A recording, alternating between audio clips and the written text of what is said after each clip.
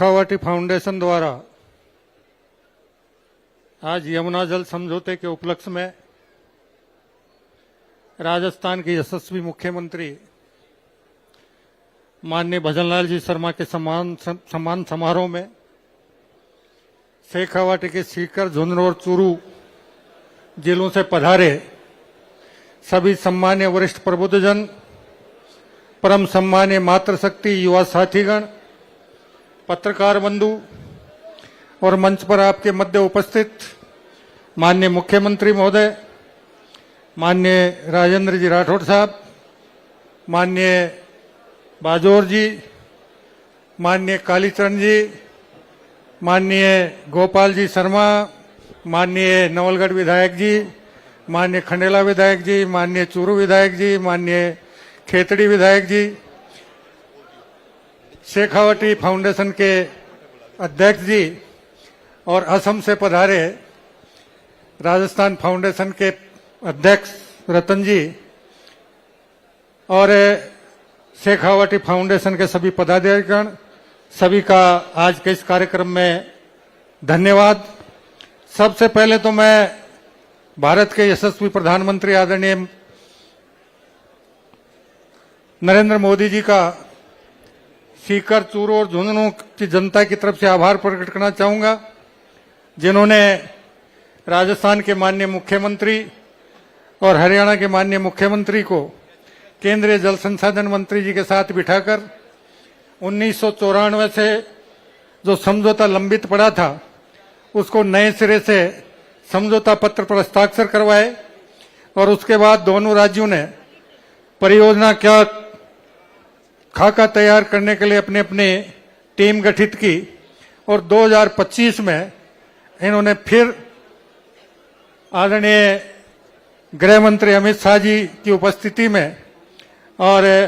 माननीय केंद्रीय जल संसाधन मंत्री जी की उपस्थिति में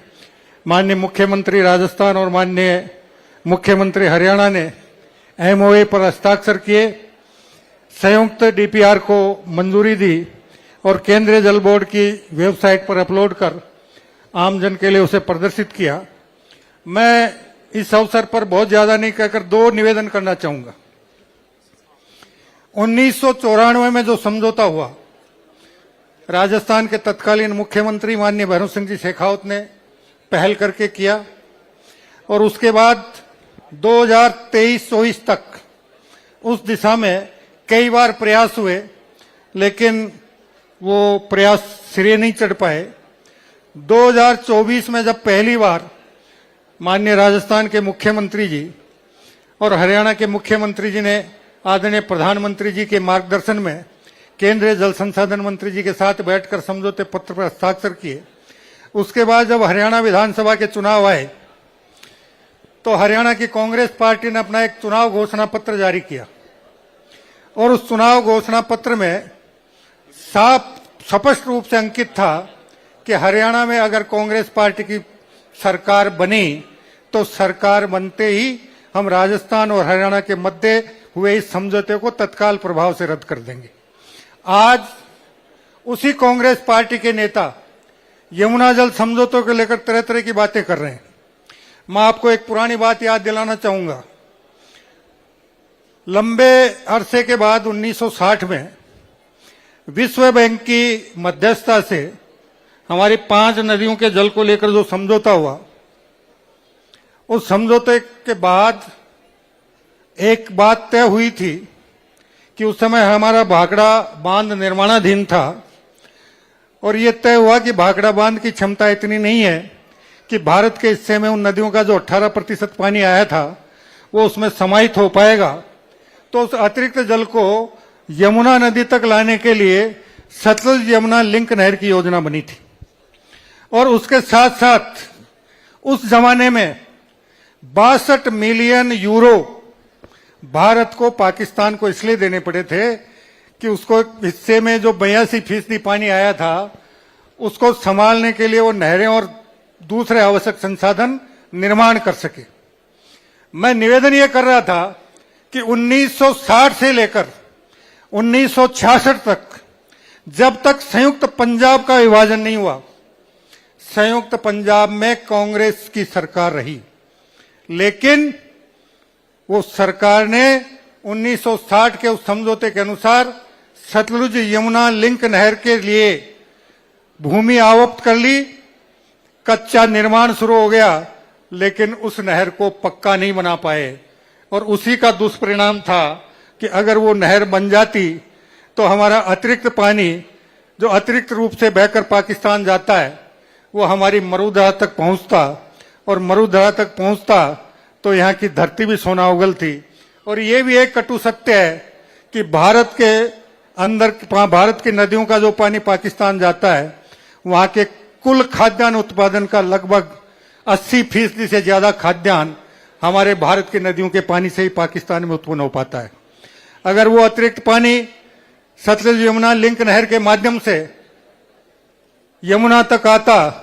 और यमुना से राजस्थान की मरुधरा तक आता तो आज परिस्थितियां दूसरी होती। इसलिए मैं आज के इस अवसर पर दो ही निवेदन करना चाहूंगा। हमें बहुत सावधान और सतर्क रहने की आवश्यकता है। क्योंकि मई 2024 और 2025 में राजस्थान के माननीय मुख्यमंत्री जी और हरियाणा के माननीय मुख्यमंत्री जी ने माननीय प्रधानमंत्री जी के मार्गदर्शन में जिन समझौता पत्रों पर हस्ताक्षर किए हैं, उन समझौता पत्रों को लेकर कांग्रेस पार्टी के पेट में मरोड़ उठ रही है। और वो कहीं न कहीं उन्होंने हरियाणा के चुनाव घोषणा पत्र में जिस बात को अंकित किया था उसमें किसी न किसी प्रकार की टांग अड़ाने की कोशिश जरूर करेगी। इसलिए ये सावधान रहने की आवश्यकता है, क्योंकि इसमें नहर के लिए भूमि की अधिग्रहण नहीं होगा, केवल मात्र भूमिगत पाइपलाइन डलेगी। अब समय के लिए जब खाई खोदी जाएगी उस एक या दो फसल का मुआवजा किसान को देना पड़ेगा, और